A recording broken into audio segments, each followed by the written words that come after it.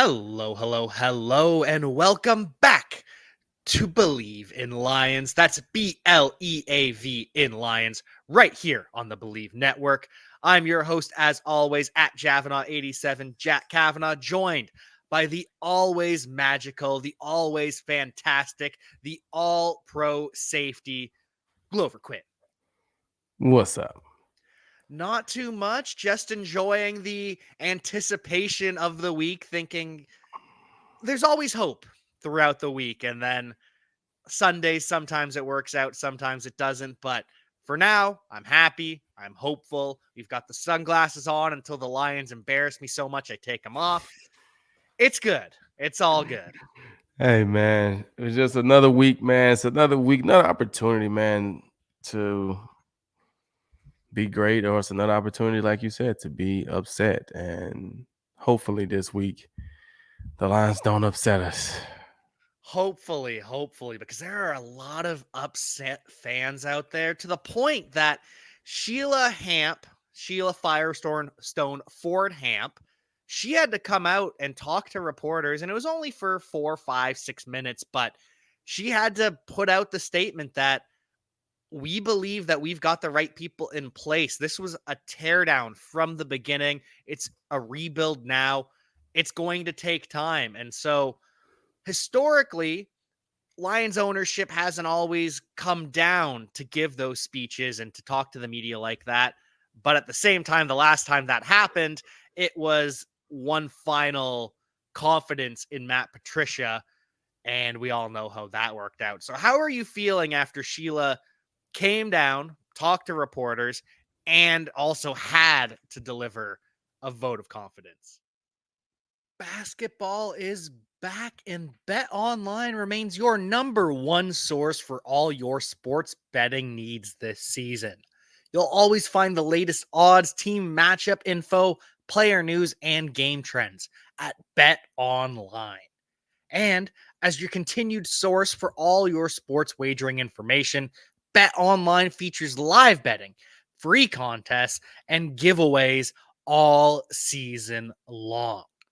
Always the fastest and easiest way to bet all your favorite sports and events, whether that's NFL, NBA, NHL, MMA, tennis, boxing, or even golf.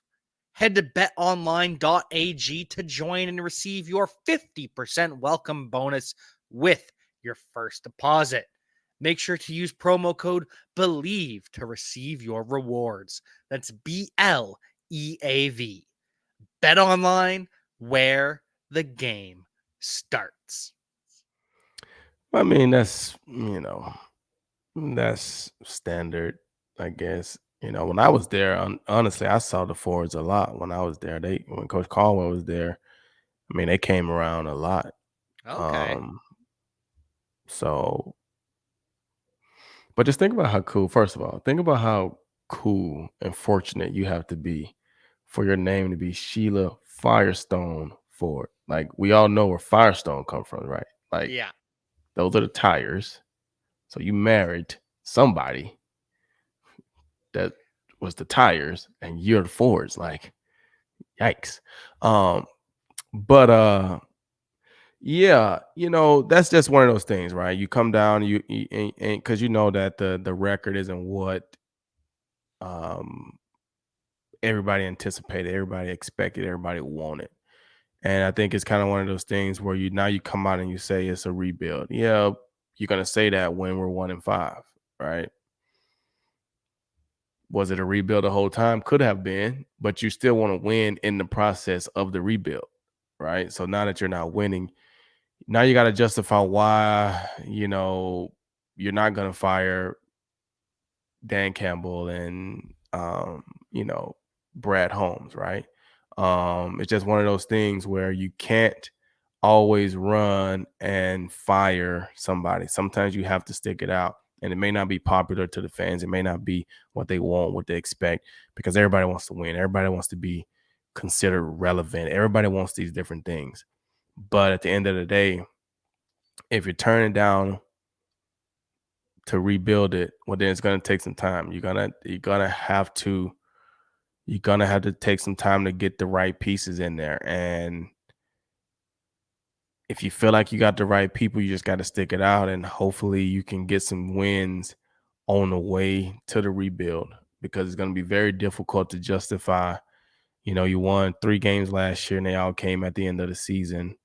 And now you're off to an amazing 1-5 start. And with injuries and just things going on, I don't see a win in the near future.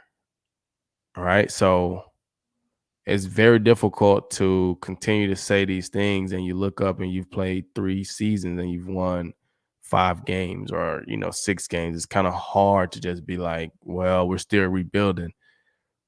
The fans don't want to hear that. They don't want to hear that because they want to see winners. So it's good she came down and talked and kind of put that out there. But at the end of the day, I mean, what does it change? It doesn't change anything. They're still going to call for his head if he's not winning. They're still going, they're still going to want to see something done. If they're not winning, they're not going to be happy. They're not going to want to come to the game. They're like, it's going to be like winning solves it all. Whether you say what you want to say, winning is going to solve it all, because they're going to say, all right, well, Sheila, if this is what we're going to do, lower the ticket prices then. Like, don't make us pay top dollar for the tickets when you're rebuilding. Like, you know what I'm saying? Like, lower the ticket prices so that we can still come to the game, but we're not expecting to pay what it would cost us to go and see. You know what I'm saying? It'd be stuff like that where it's just like, we want to see winners. And, like I said, you're glad she comes out and she says something. And she's a sweetie, you know. But at the end of the day, fans want to see a winner. And, if they feel like Dan's the right guy and Brad's the right guy, well, then, yeah, the fans want to stick by him too, but they also want to see wins as well. And I think there's just so many different things that are coming to a head with Sheila having to give this statement, this little speech. Part of it is we got overexcited with Hard Knocks. Before Hard Knocks, we were pretty reasonable expectations. It was, we're hoping for an improvement, gradual improvement. That's what we want to see. And then Hard Knocks happened and just everyone gets excited. The national media starts talking about the Lions as a sleeper team, when the reality is, at this point, we were clearly not that close to being a sleeper team. Also, Lions didn't have the best cap heading into this season because of previous contracts that they're still shedding from old regimes, still paying money to former players. But I think with Dan Campbell, this will be his second year. You gave Matt Patricia 3 years. And part of that, too, was a lot of fans wanted Matt Patricia out after that second year. They were done with him. And it was still Martha at the time. Sheila was starting to come into her ownership role. But at the time, it was, hey, we know what's happening right now, and we're not impressed with it either. And we empathize and understand why you want to fire Matt Patricia, but we want to see this through. And so we're going to give him one more chance. And I think people want to make that comparison, Patricia to Dan Campbell, far too often. When Patricia was hired under the premise that 9-7 isn't good enough, and Campbell was hired to build a new culture for the team. So I think fans are really just looking at two sets of numbers and saying, well, he's worse than Patricia. This is awful. Yeah, I think exactly what you're saying.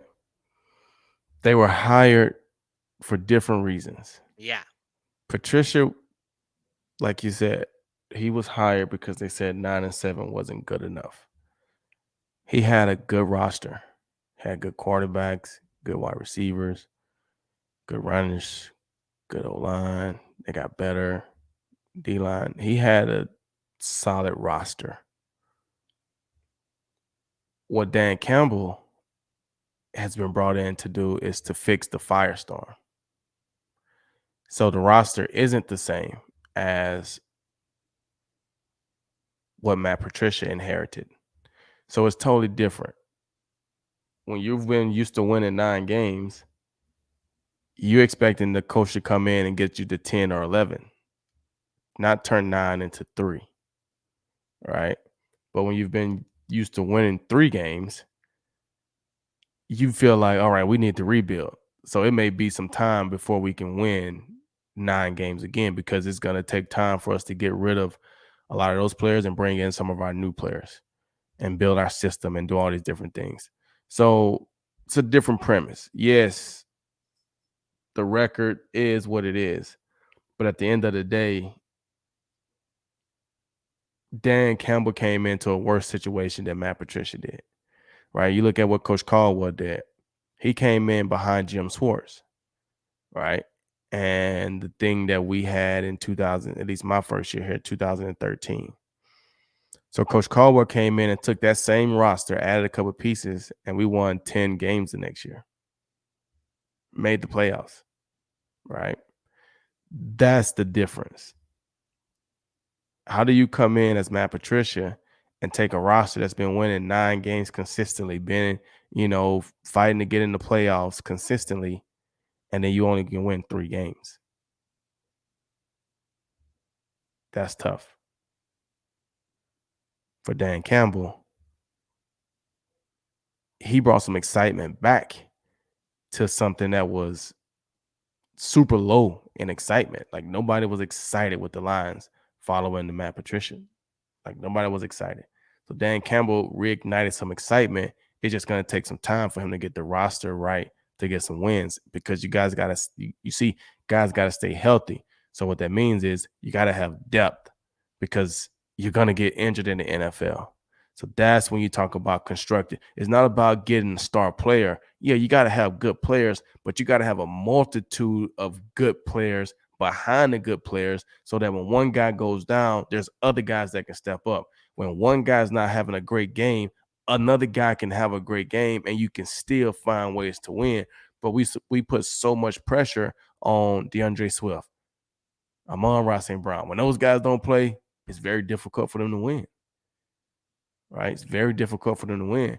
Whereas you got to look at some of these teams that can find ways to win without their star wide receiver or without their star running back. You have to be able to find ways to win those games. So you got to take time to build that roster.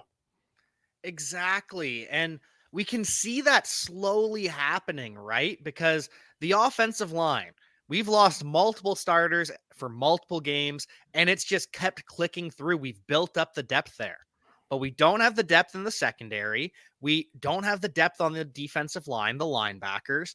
And we thought we had depth at wide receiver, but then Jamison Williams doesn't come back as quick as some people had hoped. DJ Chark and Amon-Ra St. Brown missed time together. So it just makes sense, right? Those star pieces, in my opinion, those are what take a good team, a solid team, to greatness. When you land a Von Miller as the Buffalo Bills, you go from a really, really strong roster to now having that guy that can win the game for you. Right. But if Von Miller's on the Broncos like he was last year, he can't win that many games for you because the team's not good enough. And so I am with you. The Lions just have to keep building. And I know people want to make sweeping changes, but I think that's just a reactionary move to being unhappy based on preseason expectations, which were unrealistic, as we've come to find out. Like I said, I think they were realistic for the Lions fans, but like I say, when you look at things on a national level, so I said this way back when we first started doing this, right?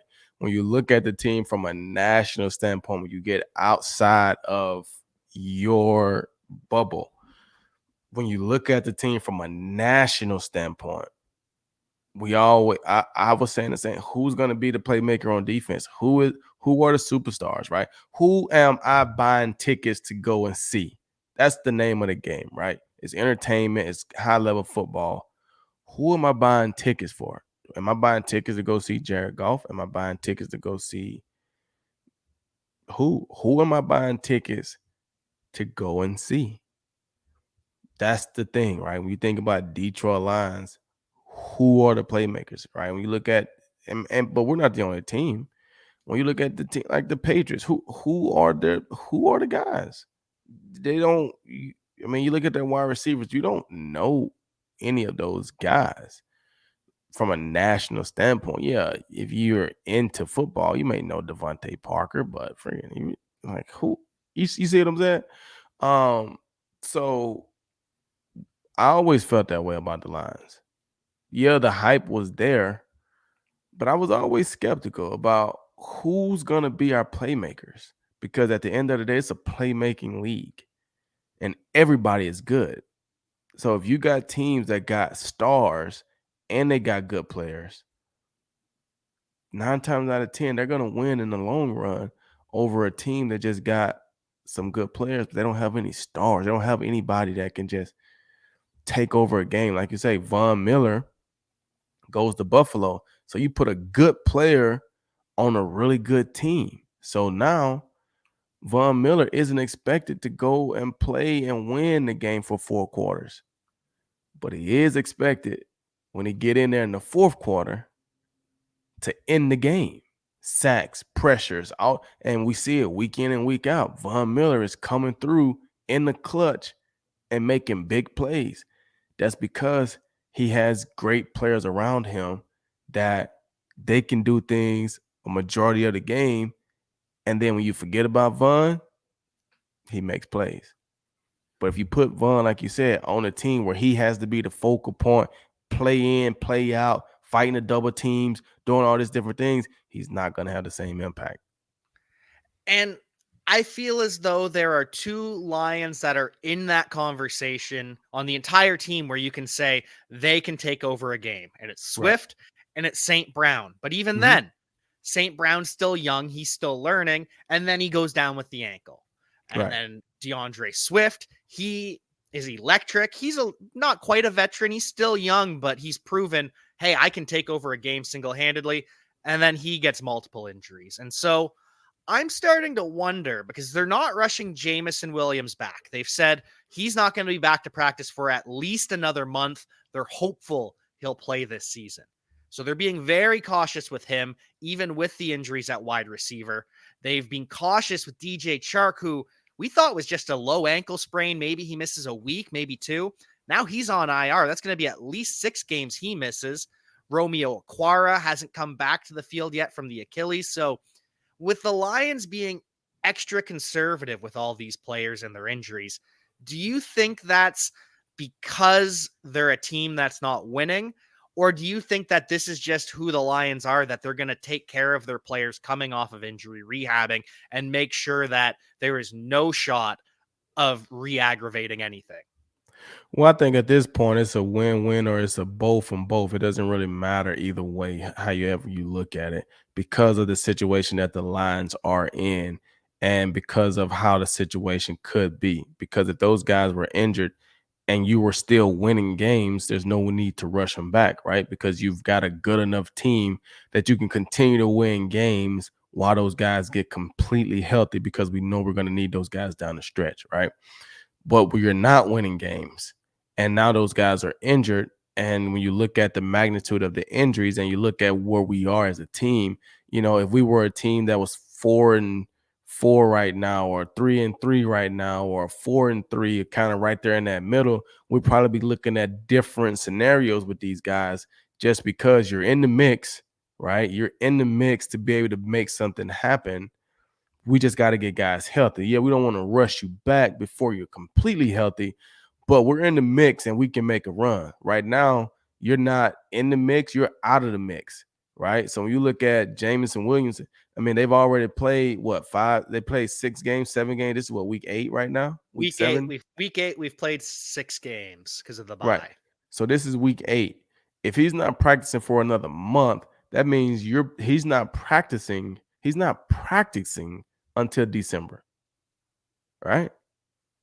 End of November, December is when he first started practicing. At that point, I mean, just say the Lions go 2-2 the next month. They're going to be 3-7, right?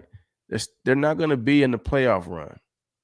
What's the point of putting him out there in mid-December to play 2 or 3 games when he can just take this whole year to just get completely healthy, take the whole offseason, get completely healthy, and just start fresh next year. Now, what's going on with DJ Chark and those guys? I don't know. Romeo, I mean, they paid Romeo to be there.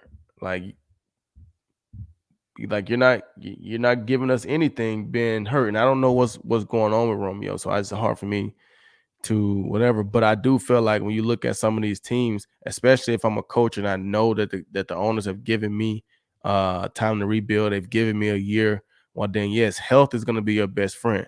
So rushing Romeo back in a situation like this just to try to get you 2 or 3 wins in this type of season is not worth him being completely healthy and helping you get 8, 9 wins in next season. It's just the fans aren't going to like it. People aren't going to like it. But you got to be able to see the bigger picture if that's what we're really trying to do. And that's what I've started wondering as the season's gone on, because Achilles tears are different. We can't just assume, well, Jeff Okuda came back early. Romeo should too. No, that's not fair. That's not how injuries work. And at first it sounded, oh, maybe he could come back end of October, Romeo Aquara. Now I'm starting to wonder if we see him at all, if we see Jamison Williams at all. But we've talked about the management side, how you want to protect your players, you want to gear up for next year. What about the player side of it? Because you're a competitor, you want to be out there. So if you're Jamison Williams, if you're Romeo Aquara, if you are healthy enough, but even with 2-3 games left, is there any way that you can force your way onto the field, or how does that dynamic work? I mean, I think as a player you want to play, and Of if you feel like course. you're healthy enough, then of course you want to get out there and play. I think as a coach and as a player, sometimes you got to protect yourself from you, Yeah. right? So yes, Jameson, I know you want to get out there, but at the end of the day, what's 2 games gonna do for you this year other than put you in a situation where you can get hurt again at the end of the season, right? I mean, ACLs for skill guys, Achilles for anybody, but especially pass rushers, guys that are pushing off all the time, having to have that base, that anchor to be strong to fight huge O linemen and make moves and cut. Like those body parts are very, very, very, very important. And for them to be completely healthy is good. It's going to give you a better chance to play better. So I think, like I said, if you're not in the midst to make a playoff run and you're secure as a coach, if you're not secure as a coach, then you're trying to get every win you can get. Hey man, I don't care if you can play one game. I need that one win. That might keep me here, right? But if you feel secure as a coach already that hey, we're going to be back next year, well then you get later in the year, you're gonna hold that guy out. No point of coming back and risking hurting it again when I can just get you out the season and let you start fresh. The only problem is when you come talk about players, especially for Romeo and guys like that, you're not getting any younger though. So yeah, you Yeah. might have, you didn't play this year from a physical standpoint. You didn't take the legs and you heal, but you still got older. So you went from, I don't know how old he is either, but you go from 30 to 31, that's a difference. You go from 33 to 34, that's a difference, right? For Jameson, don't really matter. You go from 21 to 22 or 22 to 23. That stuff doesn't really matter. But for Romeo, who's been in the league for a few years, you still lost a whole year. So that plays a little bit into it. And it's interesting to see how teams handle different injuries now, how some coaches are more conservative than others. And the Miami Dolphins seem as though they're going to be one of those conservative teams going forward after the Tua Tagovailoa concussion situation, which was terrifying. Tua's back, and the Dolphins did a great job of protecting him. Offensive line didn't allow him to get touched once. He was barely under pressure. Dolphins took care of Tua. Tua, on the other hand, Tua does didn't take not. care of Tua. Tua does not take care of Tua. Tua's lower in the shoulder. He's diving for the first down, and I you're conflicted because you love to see the dog in the players. You love to see them fighting for every inch, but Tua, no, you can't do that. Yeah, that's like I said, as a fan, as a player, I'm sure as a family, you cringe every time you see him going and doing that, right?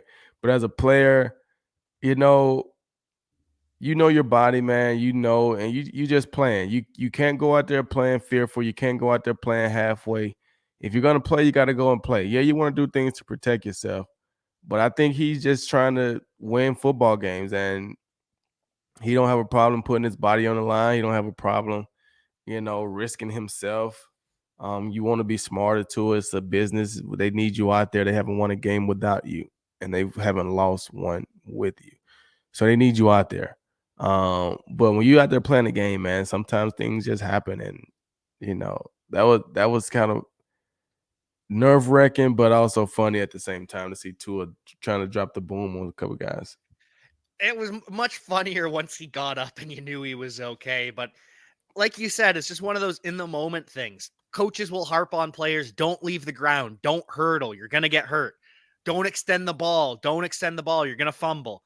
And then in the heat of the moment, you do it. And if it works out, everyone forgets about it anyways. But with the Lions facing Tua, because he's not a rusher, he has only run 8 times this year, but we've seen how mobile he is. Tua's number one strength, though, is his accuracy. He is pinpoint. He is number 3 in deep accuracy. He leads the NFL in yards per attempt. So, is this just the same conversation we have week after week where how are the Lions going to contain Tua and slow this defense or slow this offense down? Yeah, I mean it's same thing. It's the NFL. There's good players week in and week out. Every week you're playing somebody. And so Tua, I mean, he's number 3 in deep accuracy. Yeah. Like, and he got guys that can go and get it. They're playing a healthy wide receiver core. Tyreek Hill is gonna be there. Jaylen Waddle is gonna be there. Like, those guys can run. They can go and get the ball. And so it's gonna be another tough week for the Lions. It just is. They've been playing well, um, somewhat last week, but this is a different type of offense, different type of guys. If you ever if you ever needed Aiden, you're gonna need him this week. But we're saying it every week. You know, we're saying it every week. The thing that, like I said, when you know you're playing these guys, you know the ball's gonna be up in the air. So as a safety, you're gonna have opportunities to make plays. You just got to make them. You do. And against this offense, which I think is probably the fastest in the NFL, because Tyreek Hill might be the fastest player in the NFL. Jaylen Waddle is right in line with him. And then Raheem Mostert has broken back out as one of the fastest running backs in the league. And Hmm. it's just super interesting to watch this offense play with Tua because he's got the pinpoint accuracy. He can hit you deep, but they haven't done that as much as you would think having Tyreek Hill and Jaylen Waddle. Instead, they're doing a lot of shorter passes and letting Hill and Waddle run after the catch, which absolutely terrifies me based on the way the Lions have tackled this season. Right. That's Except that's for one of those Akuda. things. Except for Akuda. Akuda has tackled well. The thing is, when you get those guys that are really fast, right? Sometimes you tend to play off of them as a defensive back because you want to prevent them from running past you. You want to prevent them from being able to throw the ball 60, 70 yards in the air and scoring touchdowns. So when you play back off of them, then they're going to throw the ball short. So then when you have dynamic runners, you can throw the ball short and they can take a 5-yard gain and turn it into a 60, 70, sometimes take it all the way to the house. So that's what you see. So it's kind of pick your poison, right? When you start getting up on those guys, then now they want to take shots deep. So you got to be, if you're going to force them to throw it underneath, you got to commit to being great tacklers of the football. Everybody has to be committed to it because tackling like this in the NFL is very difficult. And, being able to tackle these great runners in space is hard. It's hard. And it's not a one person thing. It's going to take everybody. And so everybody got to be committed to getting these guys down if they catch the ball. They really, really do because this offense is just one cut and every player, it seems like they're kind of gone. Have you ever Yeah. faced an offense with this type of speed? Because I know you've talked about Deshaun Jackson being one of the fastest you've faced. He and Right. Tyreek seem to have similar skills, but as Marlon Humphrey would say from the Ravens, Tyreek Hill is built like a thumb. He is just thick. Right. I mean, those guys are fast. Those guys are fast, and Tyreek Hill is fast. He's tough. He's a strong runner. He's not a big guy, but like you say, when you're short like that, when you're compact like that, and you got muscle, those guys are tough tackle. He's a running back type body in the wide receiver, what I'm saying, role. So, have I ever played against somebody offense like that type of speed? I don't know, man. I mean, I played in a lot of games. I can't remember have I played against fast guys? Of course. You play against fast guys week in, week out. Do you play against the fastest guy in the league every week? No. But all these guys are fast. You know what I'm saying? 4.3 is very fast. 4.2 is unreal fast. But just offenses that know how to operate and move quickly, and guys that maybe play faster than they really are. Like, these offenses are prolific. They do all types of things. So, have I played against some of that stuff? Of course, and they're difficult, right? So hopefully the Lions understand the type of game, the type of speed, and they can find ways to slow them down from a defensive standpoint, from an offensive standpoint. You slow the game down, just different things they can do. But I don't think they want to get in a shootout with those guys. No, that's going to be tough. A shootout versus a team of that caliber with a quarterback like that, certainly tough. And with the Lions facing Tua this week, because there was the big debate a couple years ago. Do the Lions take a quarterback? Should they take Tua Tagovailoa at 3? Should they take Justin Herbert at 3? Instead, they go with Jeff Okudah. And I'm just wondering, is that something that anyone on the Lions is thinking about other than maybe Jeff Okudah? Nah, Because it's a I new don't think it. franchise, right? They're not Yeah, thinking they're this. not. They're not thinking about that. I Yeah. mean, I don't think so. Yeah. Maybe Akuda just wants to show up the guy drafted later than him to say, hey, I deserve to be here. But Right. that's the Oh, answer I expected. so hopefully Okuda goes out and get a couple interceptions this week. Oh, can you imagine? That would be fantastic. Coming off one of the best run defense games by a corner ever, coming in and getting a couple of picks, that would be great. As for the Lions offense versus the Dolphins defense, this is going to be interesting because as tricky as the Dolphins offense is, their defense is one of the weirder, more confusing, harder to plan against in the NFL. We've seen them fluster quarterbacks from Kenny Pickett on Sunday night to Lamar Jackson when they were doing the all-out blitzes, and it seems as though it's a different game plan every week based on the quarterback that they're going to be facing. So, what should we be thinking about this Lions team? Are we worried about Goff against a defense like this? I think, like I said, I think a lot of it has to do with the respect that guys give to the Detroit Lions. You know what I'm saying? You know that they can put up points in certain situations when they have their guys. But if I'm coming in as a defense, it's like, okay, we don't want to let these guys get going. We don't want to give these guys any hope, right? Hey man, if they don't have this guy or that guy, we know we have Xavier Howard, who is a lockdown corner. We got these guys. We got, you know what? Hey, let's go put some pressure on these guys. Let's go all out blitz them. Let's go see if they can, we shut down the run game and this and that and force them to throw the ball to our best corner and see if they can handle the pressure. Right. So sometimes you get those game plans. Um, and depending on who the Lions have healthy, who's out there playing, I wouldn't be surprised if you see something like that, because you can't sit back and let them stay in the game, because we all know it's the NFL, right? Anybody can beat you any given day. So if I'm going on the road, I think the Lions are at home this week, right? They've been on the road. Are No, they they? may be on the road. They They're in might be. Miami. I think they might be in Miami, actually. Yeah, I think they're in Miami because they had to buy and then they had 2 away games, I think. Yeah. So yeah. Now they're coming into your house. You're definitely gonna have that mentality of, we're Oh, not they gonna are let at these. home. Okay. They're at home. Yeah, Lions are Okay. home. So then they're coming into your house and they're gonna try to make you feel like, okay, we got to come bring the pain to you guys. I wouldn't be surprised if they're all out blitzing early in the game because of them having Xavier Howard to match up with any of the line's wide receivers, and just to put the pressure on those guys and not give them a chance, and hopefully, you can come out and score a couple points offensively and then get them flustered, you know, and put the game away in the first quarter is kind of what you would want to do. And hopefully the Lions are ready for that. Hopefully they are, because Jared Goff, when he faces immense pressure, it can be one of the tougher scenes as a quarterback. Talking about a team that is generating immense pressure and getting even stronger.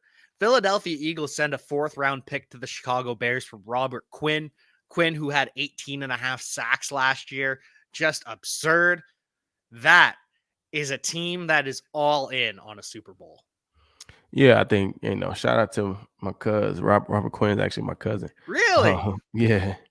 Shout out to him, man. He's been doing it for a long time, and now he just got traded from a awful team in Chicago. I love Alan Williams, who's the D coordinator. That's my whole defensive back coach.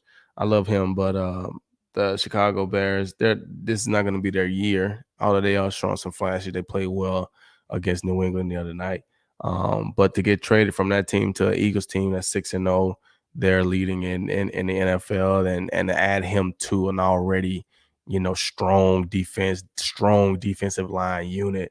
Those guys are going all in. They're trying to win it. They see and sense, smell blood in the water, and they're going after it, and it worked out for them. So I I see nothing wrong with this move from the Eagles. I think it makes them a better team. I think it strengthens their defense. It gives them better pass rush. It's going to help Darius Slay and those, Bradbury on the back end. They're going to probably make more plays. Those safeties, they're going to have more opportunities because of the pass rush that you're going to get.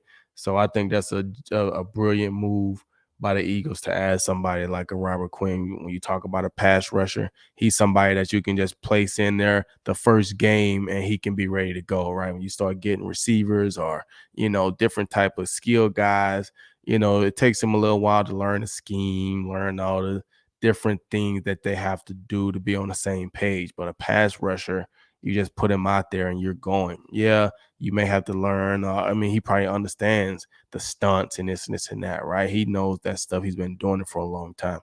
So you just put him out there and let him go to work. So I think he's going to fit in perfectly with those guys. He's been an outside guy in Chicago, so I don't think the weather is going to bother him when it gets cold in Philly. So I think it's a brilliant move by the Eagles. I agree. And it's always fun to see teams add to a strength because they've already got one of the best defensive lines in football, and just adding to it, making it better, making it even tougher to defend. Eagles really going on a run, and Kansas City's done something similar. Their wide receiver isn't necessarily a strength, but their passing game is, the explosive playmaking ability is.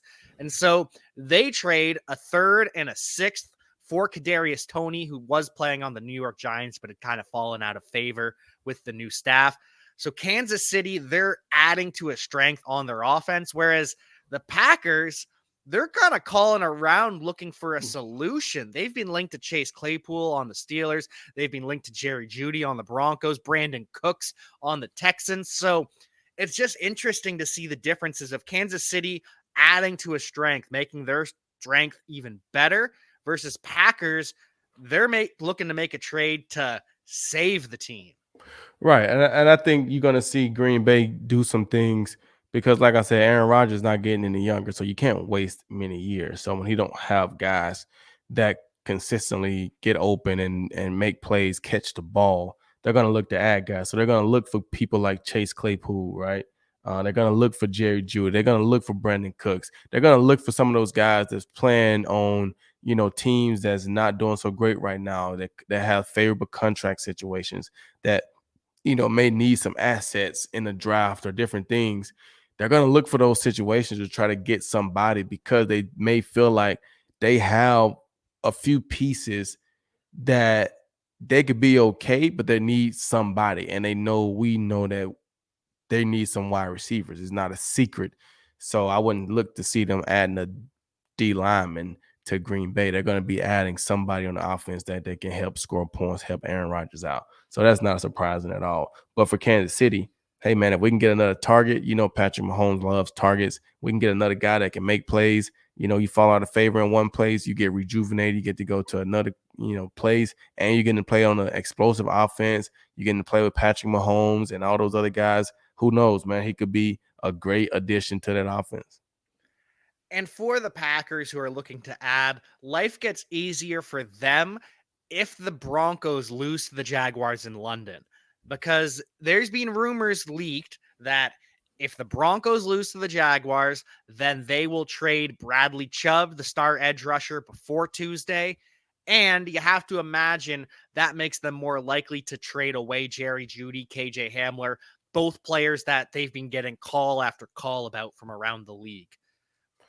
Yeah, I mean, I think it's basically saying if we lose on Sunday to the Jacksonville Jaguars, that's who they're playing, right? Yep. Jaguars. Yeah, if we lose on Sunday to the Jaguars, the season's over, right? We're going to be 2-6. We're not going to catch Kansas City. It's going to be over. So let's trade some of these guys, get some picks, and hopefully re-up for next year. Especially when you gave all those picks away for Russell Wilson, you have to recoup some of those assets. Russ, who does plan to play 8-hour flight, apparently he worked out for 4 of the 8 hours on the flight, doing high knees on the plane while everyone else slept. Have you ever had a teammate like that? Because I think that would bother me, trying to have a nap and I'm just getting high knees and butt kicks next to my head. No, I never had anybody like that, but I don't think it bothered you because I mean you're on the plane. Those planes are huge, right? I Okay. mean, when you're flying to London, you're on one of those massive planes. I mean, you can be 2 rows up and you won't even know like what's going on behind you. You're asleep. Like he didn't bother anybody. He probably had to tell them that he was doing high knees. They probably don't even know. So I don't think it's that big of a deal. I think it's, hey man, I'm trying to get myself ready to go. I got a hamstring. I got things going on, and I just sit down and get stiff on a 12-hour flight because it has to be at least 12 hours from Denver. I think it was about 8 or 9 for us from Detroit. So I'm sure it's a 10 to 11 from Denver. So it's a long flight. Get moving, get some stuff going. Like I don't have anything. I mean, if it helps him and he's ready to play, because we can say what we want about Russ. I mean, he's gonna give you the best chance to win, whether he's playing great or not. He's probably gonna give you the best chance to win. So if I that's what think you got to do, Russ, get it going. I think putting into context the size of the plane, because I'm thinking just, a regular, how small regular flights the Yeah, pathway no, is. no, no, That's what I'm no, picturing. And it's no. like, oh, that would bother me. But no, if You it if got to it's picture something else. You got to picture a bedroom. Those planes are gotcha. gigantic. Okay, that's fine then. Yeah, you're not gonna notice. That just initial thoughts. It's that's strange, but Yeah. makes sense. Makes sense. It all adds up. Final couple notes around the league. There's a lot of quarterback drama going on. Mac Jones is expected to start. Belichick hasn't announced it, but he's taking most of the reps in practice. Andy Dalton, the Saints have announced, will start. Jameis Winston is healthy-ish, but this isn't an injury related decision. This is a football related decision for Andy Dalton. Same with Matt Ryan being benched for second year quarterback Sam Ehlinger, who was a 6th-round draft pick last year. Yeah, I mean, I think when you start talking about quarterback controversy, you're obviously talking about teams that aren't playing very well. That's really what it boils down to. So you look at all these teams, the Patriots. I mean, going back to Mac Jones, that right there, I don't really understand it. It's privilege. I mean, it is what it is. He hasn't performed well, but he was your first round draft pick. Bailey Zappi was a guy that's been your backup, right? And on the outside, we may look at Bailey Zappi and feel a certain way, but on the inside, they may know, hey man, we can't do all the things that we want to do with Bailey Zappi that we can do with Mac Jones. The problem is you're not winning with Mac Jones. And what happened is we saw on Monday night, Mac Jones makes one interception and the whole stadium is calling for Bailey Zappi. Why? Because the fans want to be exciting. They want to win. So if Bailey Zappi is what we see as winning, then that's what we want, right? when you look at the Saints and Jameis Winston and Andy Dalton, like neither one of those guys are going to lead you to a Super Bowl. It just is what it is. Jameis Winston has had a problem turning the ball over his whole career, right? So, but Andy Dalton hasn't done anything really either. So I just think you just go on what for what, like who's playing better today at the end of the day. I don't think neither one of those guys are super game breakers. And then Matt Ryan getting benched, you know, they haven't performed in Indy like they wanted, what they expected. I don't like Sam Ellinger though. I mean, jeez, you know what I'm saying? Like, but if they feel like he gives them a better chance, but I think this is probably one of those moves to Matt Ryan's going to be a pro. He's going to still work. He's going to still continue to do the things he needs to do to prepare because he know even though I got benched, I'm one hard sack away from being back out there again, right? This just is what it is. So it's not a situation where they're inactivating Matt Ryan and not cutting Matt Ryan. He's still going to be on the roster. So he's probably going to be dressed out as your backup quarterback.